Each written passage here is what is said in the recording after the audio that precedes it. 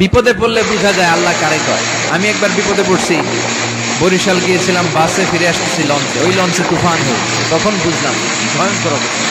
ওই লঞ্চের সবাই আস্তিক নাস্তিক মুসলমান হিন্দু সবাই জিকির করা শুরু করে দিচ্ছে আল্লাহ।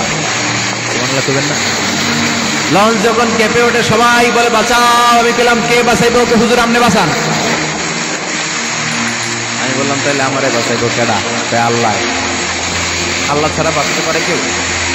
আমরা মাঝে মাঝে বাংলাদেশের বিভিন্ন জেলাগুলোতে যখন প্রোগ্রামে যাই, এত দূরত্ব থাকে, আমরা কারে ড্রাইভিং করে যে প্রোগ্রামে অংশগ্রহণ করা সম্ভব হয় না। ফলে আমরা মাঝে মাঝে সিভিল এভিয়েশনের যে আভ্যন্তরীণ বিমানবন্দরে বেসামরিক বিমান যেগুলো চলাচল করে, প্যাসেঞ্জার প্লেন, এগুলো ইউজ করি।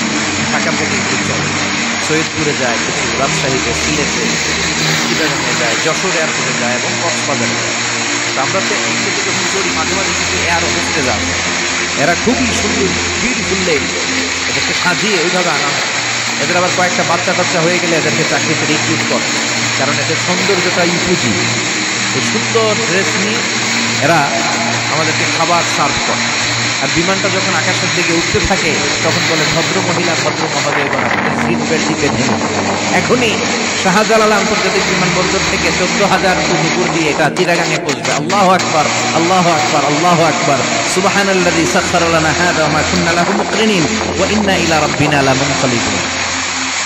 দেখতে সুন্দরী, লিপস্টিক মেরে, ডিজাইন করে, মেকআপ নিয়ে, সুটেড বুটেড হয়ে এসেছে, কিন্তু যখনই বিমানটা 14,000 ফিট উপরে ওঠে তখন তার মুখ দিয়ে বেরোয় আল্লাহু আকবার। কারণ সেও ভালো করে জানে এই 14,000 ফিট উপরে আমার আব্বা নাই, আমার আম্মা নাই, মাননীয় প্রধানমন্ত্রী নাই, পুলিশ নাই, র্যাব নাই। এই হাওয়ার উপরে বিমানটা চলে, ওখানে কেউ আমারে বাঁচাতে পারে না। একজন ছাড়া চিল্লায় বলো তিনি কে? তখন তারাও বাধ্য হয়ে পড়ে আল্লাহু আকবার। তাহলে বুঝা গেল আমাদের কোনো ক্ষমতা কিচ্ছু না, আসল ক্ষমতার মালিক একজন, চিল্লায় বলেন তিনি কে? কয়েক বছর আগে পত্রিকায় একটা হেডিং করলাম, মাননীয় প্রধানমন্ত্রীকে বহনকারী বিমান 33 চক্কর আকাশে। কয় চক্কর? কি যেন সমস্যা হয়েছে, বিমান নামতে পারছিল। তখন ওনার সাথে আবার স্পেশাল সিকিউরিটি ফোর্স থাকে। ওনারা বললো, honourable prime minister, we can not land now because of some flying মেকানিজমে আমাদের সমস্যা হচ্ছে, আমরা ল্যান্ড করতে পারছি না, ঝামেলা হচ্ছে, নিচেও হয়তো কোনো ঝামেলা দেখা দিচ্ছে, আমরা এখন নামতে পারবো না, উই ক্যান নট ল্যান্ড নাও। আপনাকে একটু ধৈর্য ধরে বসে থাকতে হবে। তখন ওই ওনাকে বহনকারী বিমানটা আকাশে 33টা চক্কর ধরেছিল। এটা নিয়ে কাভার করা হয়েছে পত্রিকায়।